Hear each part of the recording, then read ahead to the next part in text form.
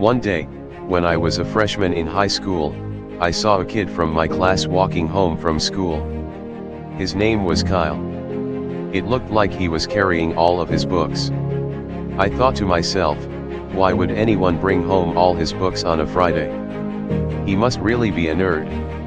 I had quite a weekend planned, parties and a football game with my friends tomorrow afternoon, so I shrugged my shoulders and went on. As I was walking, I saw a bunch of kids running toward him. They ran at him, knocking all his books out of his arms and tripping him so he landed in the dirt. His glasses went flying, and I saw them land in the grass about 10 feet from him. He looked up and I saw this terrible sadness in his eyes. My heart went out to him. I jogged over to him as he crawled around looking for his glasses. As I drew closer, I saw a tear in his eye. I handed him his glasses and said, "Those guys are jerks, they really should get lives." He looked at me and said, "Hey, thanks." There was a big smile on his face. It was one of those smiles that showed real gratitude. I helped him pick up his books, and asked him where he lived.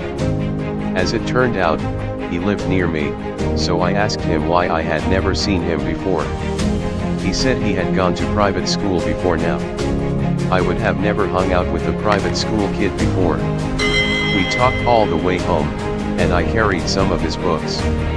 He turned out to be a pretty cool kid. I asked him if he wanted to play a little football with my friends. He said yes. We hung out all weekend, and the more I got to know Kyle, the more I liked him, and my friends thought the same of him. Monday morning came, and there was Kyle with a huge stack of books again. I stopped him and said, "Boy, you are gonna really build some serious muscles with this pile of books every day." He just laughed and handed me half the books. Over the next 4 years, Kyle and I became best friends. When we were seniors, we began to think about college. Kyle decided on Georgetown, and I was going to Duke.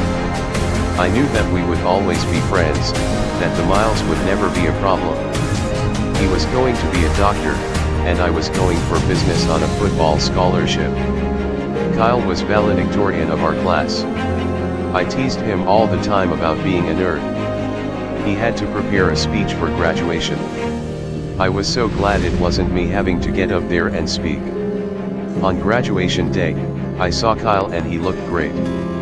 He was one of those guys that really found himself during high school. He filled out and actually looked good in glasses. He had more dates than me, all the girls loved him. Boy, sometimes I was jealous, and today was one of those days. I could see that he was nervous about his speech. So, I smacked him on the back and said, "Hey, big guy, you'll be great." He looked at me with one of those looks, the really grateful one, and smiled. "Thanks," he said.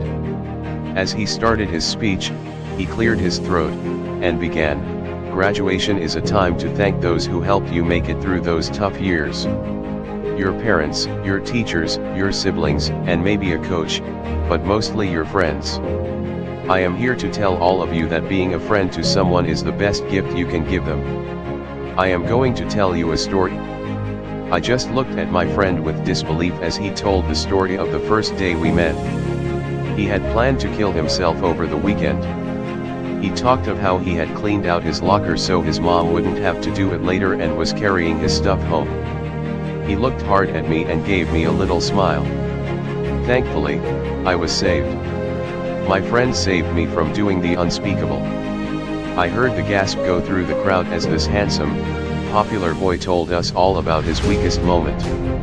I saw his mom and dad looking at me and smiling that same grateful smile. Not until that moment did I realize its depth. Never underestimate the power of your actions. With one small gesture you can change a person's life, for better or for worse.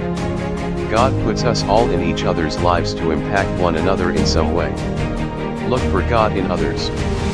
Friends are angels who lift us to our feet when our wings have trouble remembering how to fly.